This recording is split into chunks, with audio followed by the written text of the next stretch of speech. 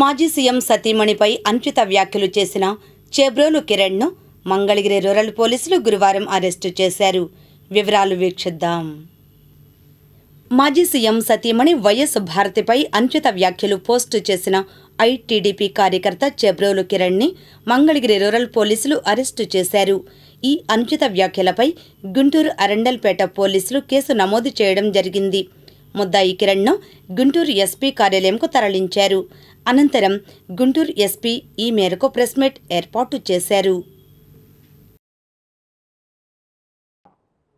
చీబ్రోలు కిరణ్ కుమార్ నాకు వ్యక్తి ex-CM sir వైఫ్ని అసంఖ్యంగా మాట్లాడిన మేరకు మనం మంగళగిరి రూరల్ పోలీస్ స్టేషన్లో కంప్లైంట్ ఇచ్చారు మార్నింగ్. సో ఆ వీడియో కూడా చూడడం జరిగింది. చీబ్రోలు కిరణ్ కుమార్ని మన ఇబ్రాహీంపట్నం అవుట్స్కట్స్లో మనం ఈరోజు అరెస్ట్ చేశాము. బేస్డ్ ఆన్ లొకేషన్ టెక్నికల్ సపోర్ట్తో పాటు అరెస్ట్ చేసి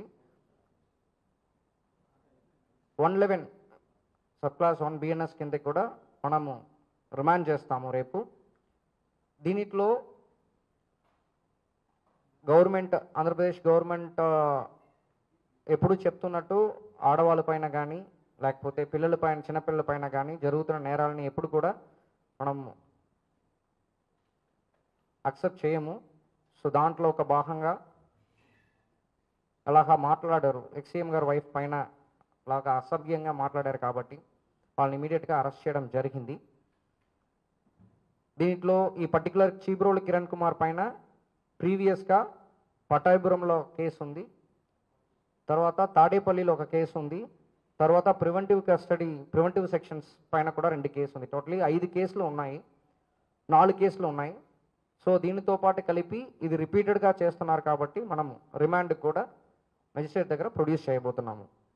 అదేవిధంగా డిప్యూటీ సీఎం సార్ సన్ మేరకు కూడా 2 పోస్ట్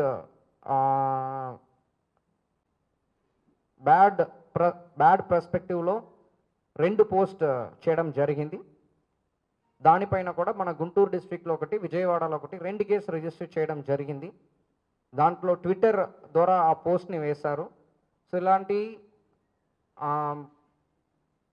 కమ్యూనిటీ మధ్యలో గొడవ క్రియేట్ చేయడానికైనా ఇలాంటి సోషల్ మీడియా పోస్టు బ్యాడ్ షేప్లో ఉండడం అనేది ఎప్పుడు మనం అక్సెప్ట్ చేసుకోవట్లేదు. దీనివల్ల అన్నెసరీ ఇష్యూస్ వస్తాయి కాబట్టి వాళ్ళు కూడా ట్విట్టర్ హ్యాండిలర్కి ఆల్రెడీ మనం లింక్ని పంపించడం జరిగింది. సో ఎవరు పెట్టారన్న ఇన్వెస్టిగేషన్ కూడా ఇంకా త్వరగా కంప్లీట్ చేసి వాళ్ళని కూడా మనం అరెస్ట్ చేస్తాము. సో దీంట్లో మెయిన్ ప్రాబ్లం ఏంటంటే పోస్ట్ చేస్తున్న వాళ్ళతో పాటు ఎవరు దానికి సపోర్ట్ చేస్తున్నారో, కమెంట్స్ వేస్తున్నారో వాళ్ళపైన కూడా ఇప్పుడు ఇన్వెస్టిగేషన్లో యాక్షన్ తీసుకుంటాము చెప్తున్నాము. సరే.